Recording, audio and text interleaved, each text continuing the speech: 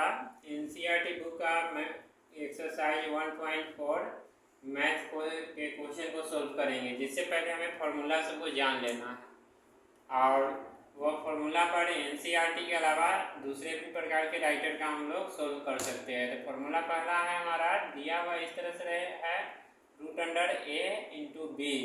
इसको दो फैक्टर करना होगा, तो √a को एक तरफ कर देंगे और b को अलग कर देंगे एक तरफ। फिर इस दोनों को मल्टीप्लाई करेंगे तो ab, और क्वेश्चन में फिर ab जो आएगा उसका स्क्वायर रूट निकाल देंगे।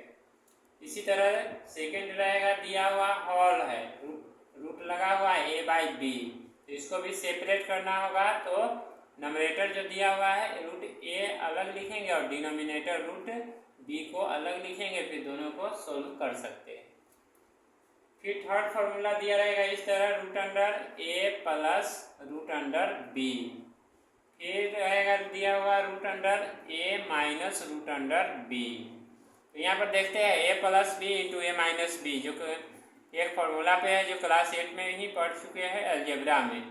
तो √a प्लस √b और √a माइनस √b, तो इसको सिंपल से हम लिख सकते हैं √a का स्क्वायर और माइनस √b का स्क्वायर, है ना, यानी a² माइनस b² के फॉर्म में आ गया। तो रूट जैसी है यानी पावर खत्म होता है तो रूट भी खत्म, तो इसको हम लिख सकते हैं सिंपल सी a माइनस b, यानी रूट खत्म पावर खत्म। फिर नेक्स्ट दिया रहेगा इस तरह से क्वेश्चन को सोल्व करने के लिए √a प्लस √b, और फिर दिया रहेगा √c प्लस √d। तो इसमें क्या करना है, √a को इससे √c प्लस √d से मल्टीप्लाई करेंगे, इस तरह लिख देंगे। सोल्व करना रहेगा क्वेश्चन को √c प्लस √d। फिर है b से मल्टीप्लाई करेंगे √b से, तो b से मल्टीप्लाई करेंगे इसमें c प्लस d में, तो लिख देंगे c प्लस √d। फिर इसको आगे सोल्व करेंगे तो √a और c है ना, तो इसको एक साथ कर लेंगे, a और c करेंगे तो ac हो जाएगा, तो लिख देंगे √ac।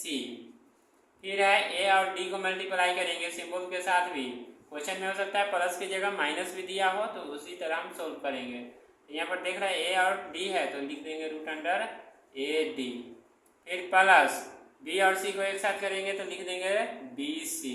फिर है d और b को एक साथ करेंगे तो लिख देंगे bd। इसके बाद इसको सोल्व करने के बाद जो आएगा वह हमारा आंसर हो जाएगा।